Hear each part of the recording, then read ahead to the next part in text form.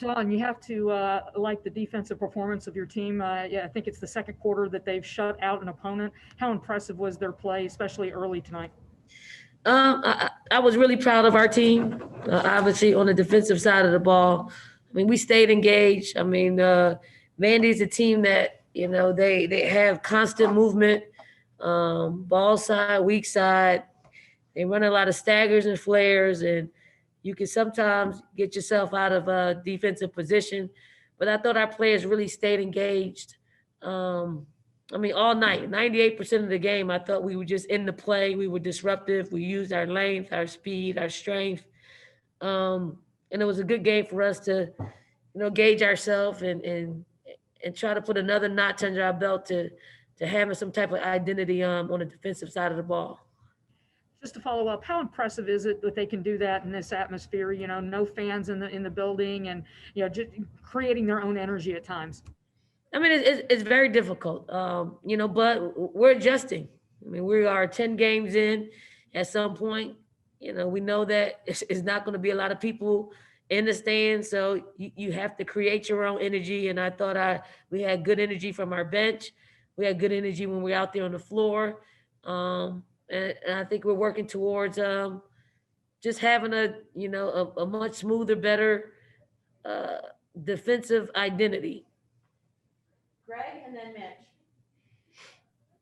Don, going off of that, you've talked a lot about you wanting to find some grittiness on this defense, finding a better identity. What do you attribute the change? Was it something that clicked in practice, or were you a little surprised tonight? No, I mean it's what we've been working on, for the last couple of games. We're adjusting. We're trying to figure out what we're good at, what we're not good at. And I think we're bringing it to their attention as a coaching staff to force them and encourage them to play with grittiness, because we know that we're going to get everybody's best effort. So at least if our shots aren't falling, we are trying to create some easier opportunities to score with our defense and our rebounding. Mitch, go ahead.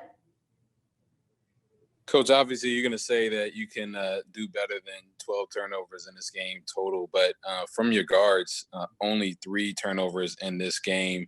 You pair that with your front court that's been able to grab just about everything on the boards. How do you feel like they're coming along compared to where you were in maybe 5 or 6 games ago? And that jump in that amount of time, are you surprised by it, or was it just a matter of them locking in and really tapping into what you felt they could be?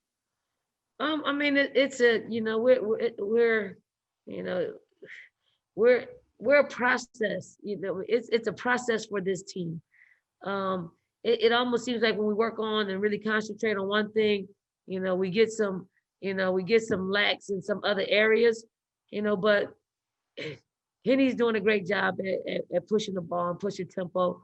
That doesn't lead for a whole lot of turnovers in our half court. But we're trying to get our players to pass the ball a lot more, dribble a lot less, and hopefully that will continue to bring some fluidity to our offense and easy buckets. Because sometimes I think we over dribble. I think we sometimes we don't push the ball and pass it. We want to dribble it, and we want to be the ones to get to the basket. And we gotta find a way to not muck up the game and make it smoother. But we are a work in progress, and it was good to see that we have the potential to do that. Great teams connect those games and connect days of practice and playing that way all the time. Does anyone else have any other questions? I apologize if you have raised your hands. I didn't have the opportunity to lower them with your previous questions. So any other questions? Yeah, Don. You hit 100 points for the 3rd time this season already. That's as many times as you had all of last year. What is the offensive, ceiling for this team? Have you hit that yet, or do you think you can get even better? Oh, no doubt we can get better. I think we're finally settling in on being able to push the ball and score in transition. So that part is developing quite nicely.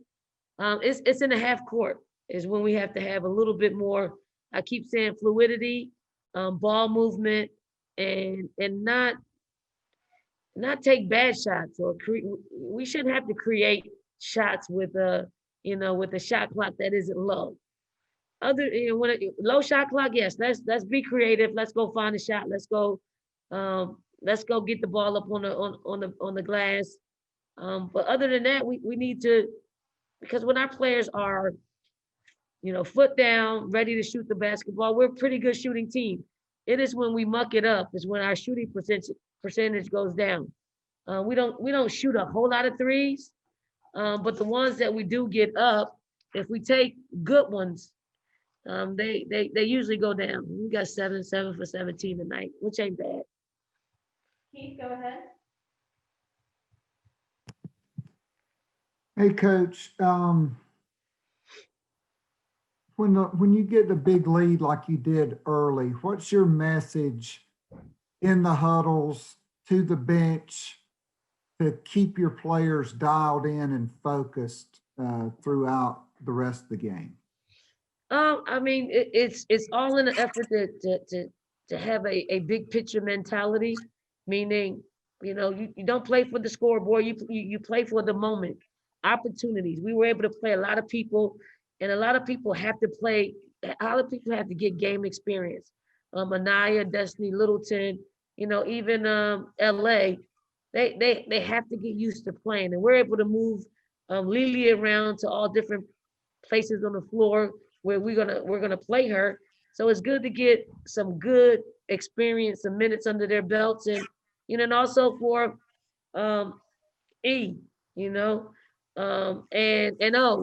It's good for them to touch the floor. They practice extremely hard. They don't always get a whole lot of reps when it comes to game day preparation. They're always on the other side on the scout team. So it's good for them to actually get out and do some good things, because both of them did some great things. Anaya, she's a work in progress, but you can see there's potential there for her and room to get better. And if the better she is, the better we'll be as a team.